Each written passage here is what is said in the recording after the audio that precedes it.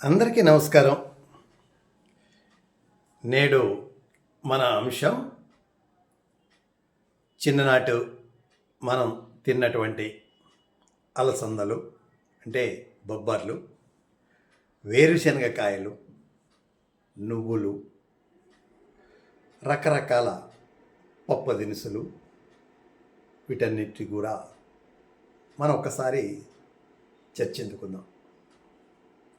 మన చిన్నతనంలోనూ అద్భుతమైన పంటలు పండించేవారు. అందులో వేరుశనగలంటే మనందరికీ చాలా ఇష్టం. ఆ వేరుశనగ కాయలు కొట్టేటప్పుడు ఒక్కొక్క గింజ అమ్మా నాన్నకు తెలవకుండా తినేవాళ్ళం. అదేవిధంగా ఆ కాయలు పంటకొచ్చే టయానికి కాస్త గింజలు కోసుకున్న తర్వాత ఒక 10 చెట్లు పీక్కొచ్చి మంటల్లో కాసుకుని కాల్చి ఆ కాయల్ని వేరుశనగ కాయల్ని మనం తినేవాళ్ళం. చాలా అద్భుతమైన వేరుశనగ గింజలు మనకు ప్రకృతి పరంగా అందేవి, పోషకాలు కూడా అందేవి. ఇంకో మాట అండోయ్, మనకి వేరుశనగ సేలోనూ బొబ్బర్లు వేసేవాళ్ళు. బొబ్బర్లు అంటే మీకు తెలుసు కదా, అలసందలు. అలసందలని ఒక్కొక్కసారిలో అక్కడక్కడ కొన్ని గింజలు వేసేవాళ్ళం. ఆ బొబ్బర్లు తొందరగా వచ్చాయి. వేరుశనగ కంటే కూడా ముందుగానే బొబ్బర్లు వచ్చాయి. ఆ కాయలను కూడా గడ్డిలో కాల్చుకుని వేడి వేడిగా తింటుంటే అబ్బా అమృతంలా ఉండేయండి. ఆ రకంగా కొబ్బరి పంటను కూడా పండించేవారు పెద్దలు.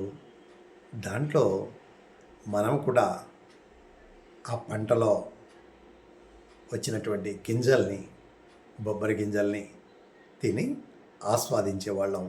పోషకాలు మన శరీరానికి అందేవి. అదేవిధంగా కంది కూడా వ్యవసాయ పొలాల్లో అంటే వరి పొలాల్లో మడి గట్ల మీద పెట్టేవాళ్ళు. ఆ రకంగా కంది డిసెంబర్ మాసానికి వచ్చేటప్పటికి చక్కగా పండి విరగ కాసి ఆ కొమ్మల నుంచి వేలాడుతూ ఉండేవి. అప్పుడు అక్కడక్కడ ముదిరిన కాయల్ని కోసి తీసుకొచ్చి ఒక బండ మీద కానీ మెరక ప్రాంతంలో వాటిని వేసి గడ్డేసి కాల్చుకుని తింటుంటే అసలు ఎన్ని కందికాయలు తినేవాళ్ళమో కూడా అర్థమయ్యేది కాదు. అసలు తింటూ తింటూ తింటూ ఒక్కొక్కసారి తెల్లారిపోయేది, ఒక్కొక్కసారి చీకటి పడేది. సమయము అంటే ఏంటో తెలవని పరిస్థితి మాకు ఆ కందికాయలు తినే సమయంలో అనుభూతి కలిగేది. అలాగే దోసకాయలు కూడా చిన్న దోసకాయలు, ఇప్పుడు వచ్చే దోసకాయలు కాకుండా అప్పుడు సార దోసకాయలు, చిన్న దోసకాయలు వచ్చాయి. అవి కూడా అంతర పంటగా వేసేవాళ్ళం. అవి కూడా ఆ పచ్చికాయలనే తింటుంటే అసలు ఎంత అద్భుతంగా ఉండేదండి అవి. ఆ దోస అనేది కనుమరుగైపోయిందా అనేది అర్థం కావట్లేదు. కానీ ఆ రోజుల్లో తిన్నటువంటి ఆ యొక్క దోసకాయ మరవలేనిది. దోసకాయే కాదండి, గేగులు కూడా అంటే తాటిపండు నుంచి వచ్చినటువంటి గింజని భూమిలో పాతినట్లయితే మనకి తేగలు అనేవి వచ్చేవి. ఆ తేగలనే మన ప్రాంతంలో గేగులని అంటాం, కొన్ని ప్రాంతాల్లో తేగలు అంటారు. అవి కూడా తినేవాళ్ళం. ఆ తేగలు తింటూ దాంట్లో కొంచెం బెల్లం ముక్క నంచుకొని తింటుంటే అబ్బా,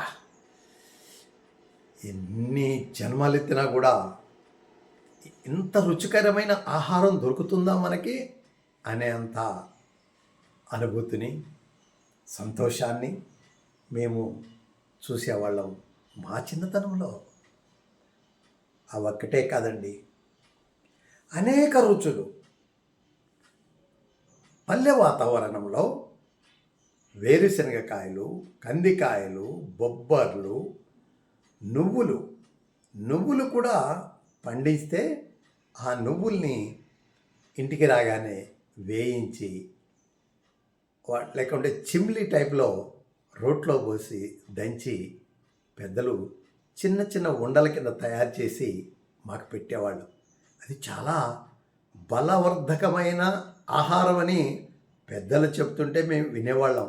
కానీ ఈ వయసు వచ్చేటప్పటికి అది బలవర్ధకమైన ఆహారం అని తెలియటానికి మాకు దశాబ్దాలు పట్టింది. చిన్నతనం కదండి, పెద్దలు ఏది చెప్తే అదే మాకు. ఆ రకంగా మన ఇంట్లో మన చేలో పండినటువంటి ఆహారపు పంటల్ని, చిరుధాన్యాలని, వాణిజ్య పంటల్ని స్వీకరించేవాళ్ళం. అదేవిధంగా ఉలవలు కూడా పండించేవారు. ఆ ఉలవల్లో కూడా హాయిగా అన్నీ దగ్గరైన తర్వాత ఆ ఉలవల్ని చిటపటలాడిచ్చేవాళ్ళం. రేకు మీద పొలాలు కదండి, పొలాల్లో ఉన్నప్పుడు ఒక 2 గుప్పెళ్ళు ఒక రేకు మీద వేసి కింద మంట పెట్టి చిటపటలాడిచ్చేవాళ్ళం. ఆ చిటపటలాడి అవి కచ్చా పచ్చాగా ఉన్నటువంటి ఉలవలు కాబట్టి చాలా రుచికరంగా ఉండేది, పోషకాలతో ఉండేది, బలవర్ధకంగా ఉండేది. ఆ రకంగా ఉలవలను కూడా ఆస్వాదించాం. మరొక అంశం మీ అందరికీ ఎంతో ఇష్టమైనది, చలి అనగానే వర్షాకాలం, చలికాలం అనగానే గుర్తొచ్చే మొక్కజొన్న పొత్తులు. అదేనండి, మనం బజార్లో కాలుస్తుంటే కొనుక్కొని తింటూ వెళ్తామే చిన్న పిల్లవాళ్ళలాగా. అది ఆ పంటలో కూడా ఎక్కడైతే ముదిరిన కంకి ఆ చెట్టుకుంటుందో దాన్ని మేము గమనించేవాళ్ళం. గమనించి ఆ యొక్క పొత్తుని చెట్టు నుంచి వేరు చేసి చక్కగా పైన ఉన్నటువంటి అన్నీ కూడా ఆకులను తొలగించి ఎర్రటి నిప్పులపై, ఆ రోజుల్లో ఎర్రటి నిప్పులు అంటే మాకు మా చేలో నా స్వయంగా అనుభవించిన దాంట్లో రేగుముద్దులు తీసేవాళ్ళం. ఆ రేగుముద్దుల్లో ఎర్రటి కడకల్లాడే నిప్పులు వచ్చాయి. ఆ నిప్పుల మీద వాటిని కాలుస్తూ చక్కగా ఎర్రగా దూరగా ఏగిన తర్వాత, కాలిన తర్వాత ఆ యొక్క మొక్కజొన్న పొత్తులను తినేవాళ్ళం. ఇవే కాదు, అనేక రకమైన ఆహార పదార్థాలు మన పొలంలోనే దొరికాయి. ఇంటి నుంచి క్యారేజీ రావాలి అనే ధ్యాసే లేదు. క్యారేజీ వచ్చే టయానికి మనం 2-3 రకాల ఈ రకంగా చేలోనే తినేసేవాళ్ళం. ఇకపోతే టమాటో దూరగా అసలు ఎంత చక్కగా పుల్లగా స్వీటుగా రకరకాల వింతైనటువంటి రుచితోటి 7-8 టమాటా పండ్లను అవలీలగా తినేసేవాళ్ళం. అసలు భలే రుచిగా ఉండేవి. ఇప్పుడు వచ్చే టమాటా అది మరీ బాల్లా ఉంటున్నాయి. అది క్రికెట్ బాలా టమాటా అర్థం కాని పరిస్థితి. కానీ ఆ రోజుల్లో 79, 80స్లో టమాటా పండు అంటే చాలా రుచిగా ఉండేది. అందరం కూడా తినేవాళ్ళం. టమాటాయే కాదండి, బుడబుచ్చకాయలన్నీ ఉండేవి, చిన్న చిన్న బుడబుచ్చకాయలు. వాటిని కూడా మేము తినేవాళ్ళం. దాంతోపాటు మాకు అతి సమీపంలో ఉన్నటువంటి నల్లమల ఫారెస్ట్లో జానపళ్ళను దొరికేవి. అది తొలకరి వానలకు పూతలు పూసి జాన చెట్లు ఆ జానకాయలు మేము నల్ల నల్లగా చిన్నవిగా ఉండేవి. వాటిని చెట్టు చెట్టుకు వెళ్ళి ఏరుకొని తింటూ ఉండాను. ఒక్కొక్క చెట్టువి పుల్లగా ఉండేవి, ఒక్కొక్క చెట్టువి తియ్యగా ఉండేవి. అవి కూడా రకరకాల రుచులతోటి ఉండేవి. వాటితో పాటు కలిమి పండ్లు. కలిమి పండ్లు కూడా చిన్న కలిమి పండ్లు ఉంటాయి, పెద్దవి ఉంటాయి. వాటిని కొన్ని ప్రాంతాల్లో వాక్కాయలను కూడా అంటారు. మేము నల్లమల్ల అడవుల్లో సమీపంలో ఉండేవాళ్ళం కాబట్టి అక్కడ కలిమిపళ్ళు, చిన్న చిన్న కలిమిపళ్ళు కూడా తీసుకోవటం, అవి తింటుంటే ఆ రుచి అసలు వర్ణనాతీతం. ఎలా వర్ణించాలి ఆ రుచిని అనటానికి చెప్పలేని పరిస్థితి. కలిమిపళ్ళు, జానపళ్ళు, అలాగే పులిసేరి పళ్ళు. తెల్ల పులిసేరు అనేది ఉండేవి. తెల్ల పులిసేరు పళ్ళు కూడా మేము తినేవాళ్ళం. పుల్ల పుల్లగా తీయ తీయగా ఉండేవి. పులిసేరు పళ్ళు తినేవాళ్ళం. ఇవన్నీ కూడా అద్భుతంగా ఉండేవి.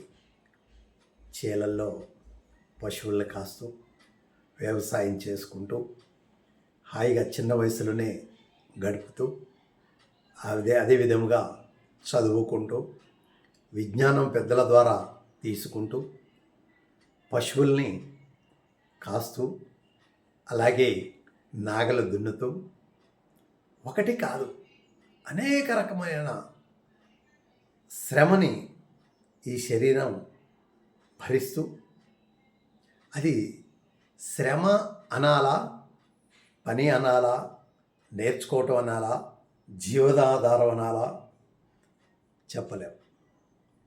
ఇవన్నీ కూడా మన పెద్దల ద్వారా మనకు అందించినటువంటి వనరులన్నీ కూడా. అదేవిధంగా మా ప్రాంతంలో అంటే నల్లగొండ జిల్లా ప్రాంతంలో త్రిపురారం మండలం నీలాయగూడెం గ్రామ పంచాయతీ గంటారావు క్యాంపు అనే విలేజ్లో మా బాల్యం అంతా గడిచింది. మాకు ఆ క్యాంపులోనే నాగార్జున సాగర్ ఎడమ కాలువ నుండి వచ్చే 4వ నెంబర్ కాలువ కూడా మా ఇంటి ముందే ఉండేది. చక్కగా ఈత కొట్టడం, చిన్న వయసులోనే ఈత నేర్చుకోవటం, ఇవన్నీ కూడా జరిగిపోయాయి. కుర్రకారంతో కూడా హాయిగా బ్రిడ్జి దగ్గర, చెట్టు దగ్గర సేద తీరుతూ చక్కటి ఆటలాడుతూ రాత్రి సమయాల్లో కబడ్డీ, ఖోఖో, అనే ఇంకా ఆనాడు ఉన్నటువంటి ఆటలన్నీ కూడా బెర్రాటని, గూటీ బిళ్ళని అనేక ఆటలు ఆడుతూ మేము కాలం గడిపాం. ఇవన్నీ కూడా నేటి పిల్లలకి, యువతకి కూడా దూరమే. పట్టణీకరణ పెరిగిపోయింది కాబట్టి అవన్నీ కూడా చరిత్ర అయిపోయినాయి. చరిత్రలో ఇవి ఉండేయట, ఇవి తినేవట, మా తాతలు తిన్నారట, మా తాతలు దున్నారట, మా తాతలకి ఎడ్లు ఉండేవట, మా తాతలకి ఆవులు ఉండేవట, వాటి నుంచి పాలు వచ్చేవట అనే పరిస్థితి భవిష్యత్ తరాలకి వస్తుందేమో చూడాల్సిన పరిస్థితి ఏర్పడింది మనకి. ఈ రకంగా మా బాల్యం అంతా కూడా చక్కగా ప్రకృతి సౌందర్యంలో, ప్రకృతి వడిలో హాయిగా తెలిసి తెలియని వయసులో చక్కగా చదువులతో పాటు వ్యవసాయము, ఆటపాట, చక్కటి చిరుతిళ్ళు ఇవన్నీ కూడా జరిగినాయి. ఇవన్నీ కూడా మరొకసారి మీ అందరితో పంచుకోవాలని మీ పరిమి రామవతారం మిరియాలు కూడా ఒక్కసారి నా యూట్యూబ్ ఛానల్ని మీరందరూ కూడా సబ్స్క్రైబ్ చేసి మరికొంత సమాచారాన్ని చిన్ననాడు మీరందరూ చూసినవి, రాబో తరాల వారు తెలుసుకోవలసినవి, ప్రస్తుత తరం వారు అనుభవించాల్సిన అన్నీ కూడా మీకు తెలియజేస్తానని మనస్ఫూర్తిగా కోరుకుంటూ మరొక్కసారి నమస్కారం. మీ అందరికీ మీ పిఆర్ ఛానల్ పరిమి రామావతారం. నమస్కారం.